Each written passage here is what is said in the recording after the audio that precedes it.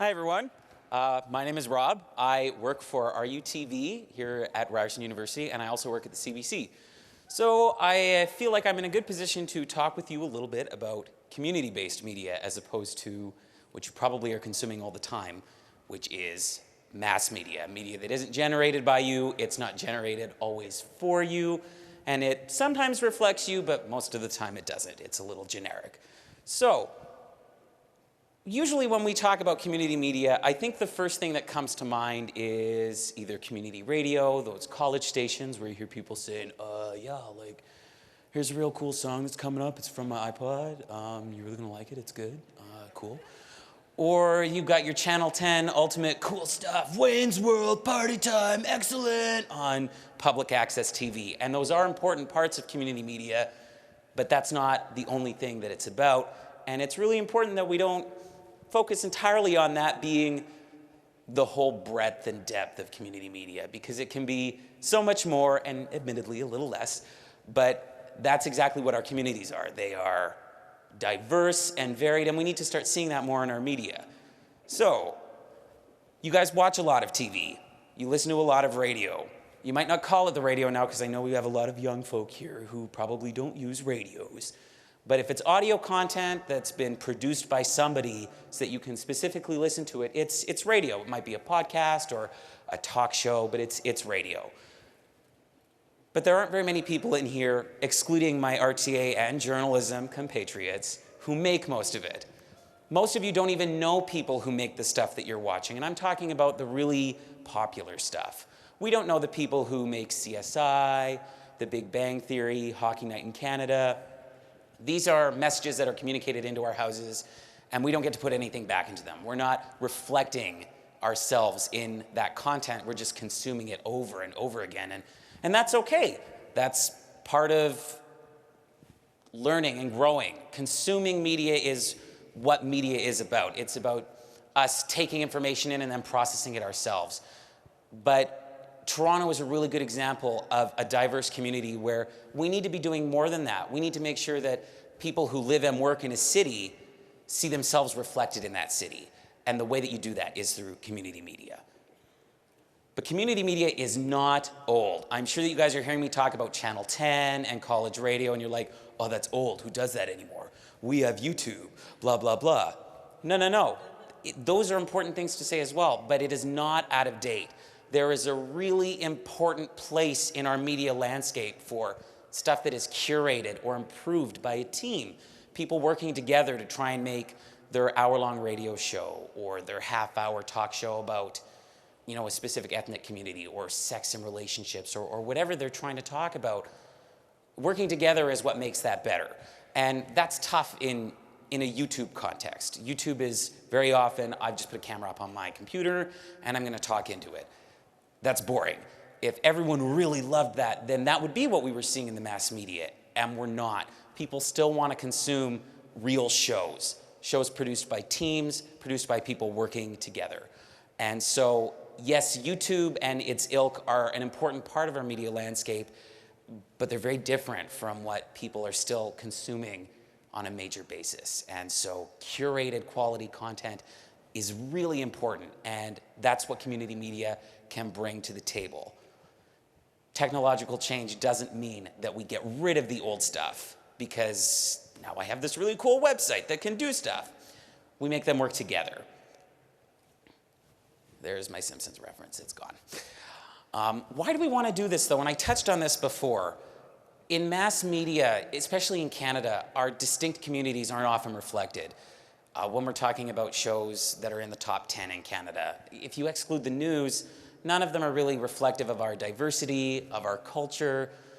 I mean, Hockey Night in Canada certainly reflects Canadian culture to a certain extent, but at the same time, there is not really a lot that comes up in a hockey game about people of color, about people who are coming from different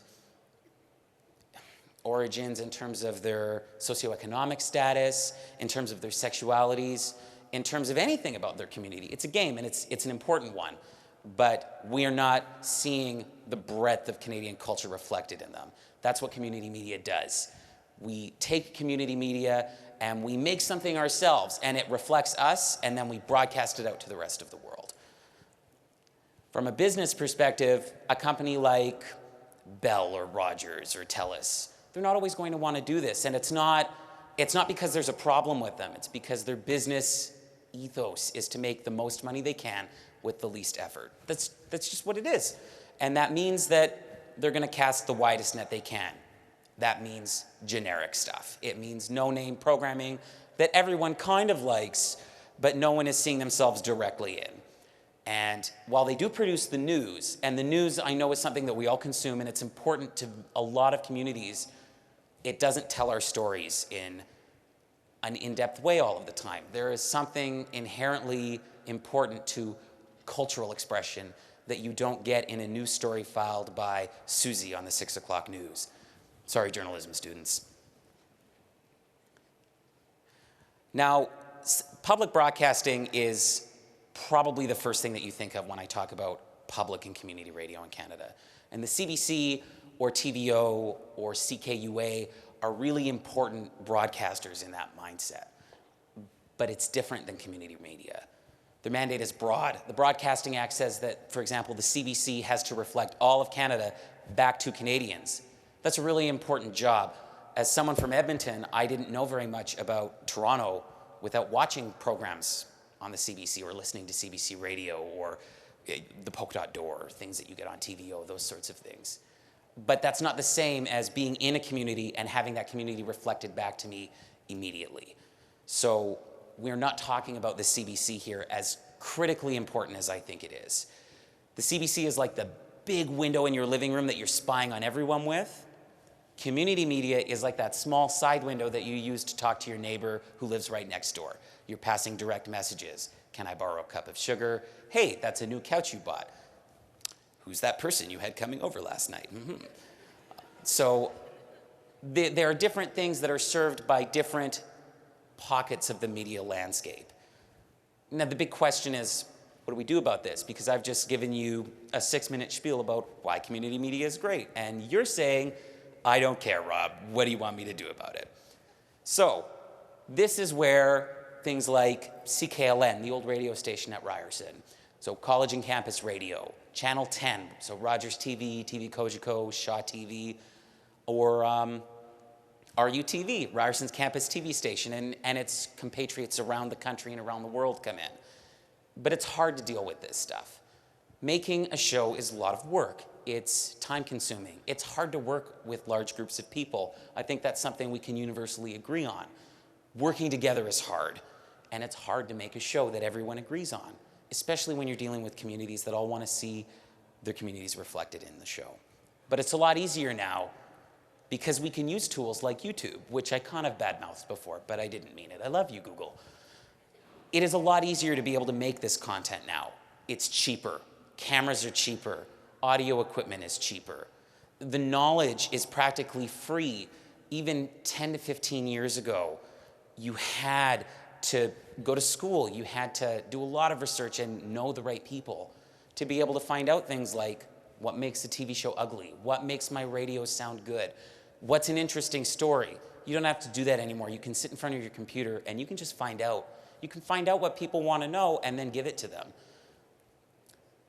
You don't always need to get an expensive degree at Ryerson, but you should. Please don't fire me. Here's the big thing to remember. Community cable stations, if we're going to talk about TV, they have an obligation to have community involvement. They are obligated. They have to have people from their surrounding communities involved. You can volunteer there. You can pitch your own show. I know there's people in this audience right now who have pitched shows to their community cable stations, and they have told stories about their own communities really successfully. There are people here who want to help you. They are available from companies like Rogers. They are available from companies like Ryerson.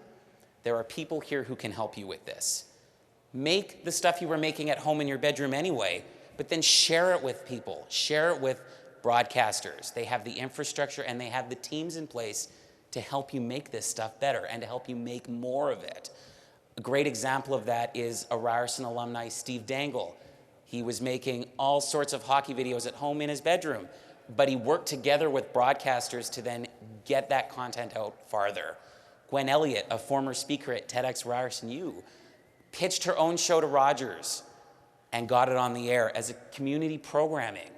We have programming from Ryerson that is both airing across campus, reflecting campus to itself, and across Toronto on Rogers TV. You can do it. If you have an idea, you can make a show and you can speak about yourself to the rest of your community. Ethnic and religious stations are always looking for more content. Talk with them. You may be able to get linguistic support if you want to make something in a different language or if you want to make it in English, but it's reflective of a minority community. These stations want to help you. They want you to make stuff. You can also ask students at schools like Ryerson. Even journalism students can help you with this. Ryerson RTA students, new media students, journalism students, across the board, we have people at this school who want to help you with this. They want to make stuff too. They like it. It's fun. So come on board the team, find a way to tell your stories. There's another plug for our illustrious RTA School of Media. Here's the big thing that you need to keep in mind. Community media will go away if you don't use it. We have it right now. We have the regulatory structure that says it has to be there, but that will go away if you don't use it more. We learned this lesson at Ryerson. CKLN was underused by the student body, and amongst other problems, it evaporated, and we've lost that. We don't have a community radio station at Ryerson anymore, but we're a school that has stories to tell. We're in a city that has stories to tell. We have to make sure that we keep telling these stories, and that's why I want everyone here to leave this room with an idea. I have a story to tell. I want to tell it. Let me talk with someone else about that story. Let me find someone who can help me with it. Even if you don't want to do any of the work, that's okay. People want to tell stories, and they want to tell stories together. And most of you are in this room who want to do that. So I really, really hope that you don't waste the opportunities we have right now, because within our current media culture, you can both be a speck of dust in the sand talking to another speck of dust on YouTube, or you can cooperate with each other and we can use the broadcast media we have to spread our message really far and wide and let our entire community know about what we have to say. That's about it from me. If you guys want to act on creating community media, now's the time. And I really encourage you to do it. Just find a story to tell about your community and then tell it to your community. Thanks.